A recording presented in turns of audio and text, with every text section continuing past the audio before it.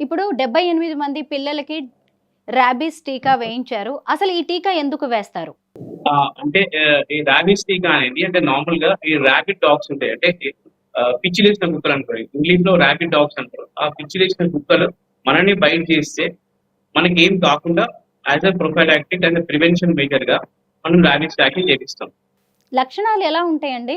Rabies లక్షణాలంటే చాలా variety ఉంటాయి. అందులో అంటే 2 టైప్స్ ఉంటాయి. అందులో డౌన్ ఫార్మ్ ఉంటాయి, క్యూరియస్ ఫార్మ్ ఉంటాయి. డౌన్ ఫార్మ్ అంటే ఎవరైతే ఎఫెక్ట్ అయిన పర్సన్స్ ఉన్నారో వాళ్ళకు ఏం సింప్టమ్స్ ఉండయి. బట్ డంప్ అంటే సైలెంట్ గా ఉంటారు. ఆకలి కాదు వాళ్ళకు. ప్లస్ డే బై డే వాళ్ళు అంటే వీక్ వీక్ అయిపోతారు. Day by day week అయిపోతుంటారు. ఇంకోటి క్యూరియస్ ఫార్మ్ ఉంటాయి. క్యూరియస్ ఫార్మ్ అంటే ఆల్మోస్ట్ అంటే అగ్రెసివ్ లీజన్స్ ఉంటాయి వాళ్ళకి. అగ్రెసివ్ లీజన్స్ ఉంటాయి. కొంచెం స్పైనల్ కార్డ్ స్కిప్ అవుతుంటది వాళ్ళకు. వాటర్ తాగడానికి కూడా ఇబ్బంది పడతారు. దానికి హైడ్రోఫోబియా అంటారు. వాటర్ తాగ కూడా ఇబ్బంది పడతారు వాళ్ళు. వాళ్ళకి అంటే కాన్షియస్‌నెస్ ఉండరు వాళ్ళు. ఎందుకంటే ఈ వైరస్ అనేది బ్రెయిన్ మీద ఎఫెక్ట్ చేస్తుంది. సో వాళ్ళు కొంచెం కాన్షియస్ ఉండరు. అంతా పిచ్చి పిచ్చి చేస్తుంటారు.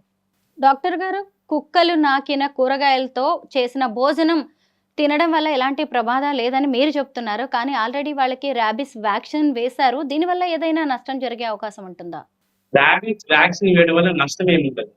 రాబీస్ వ్యాక్సిన్ వేయడం వల్ల ఎటువంటి నష్టం ఉండదు. వాళ్ళకు అంటే ఇమ్యూనిటీ పెరుగుతది వాళ్ళకి.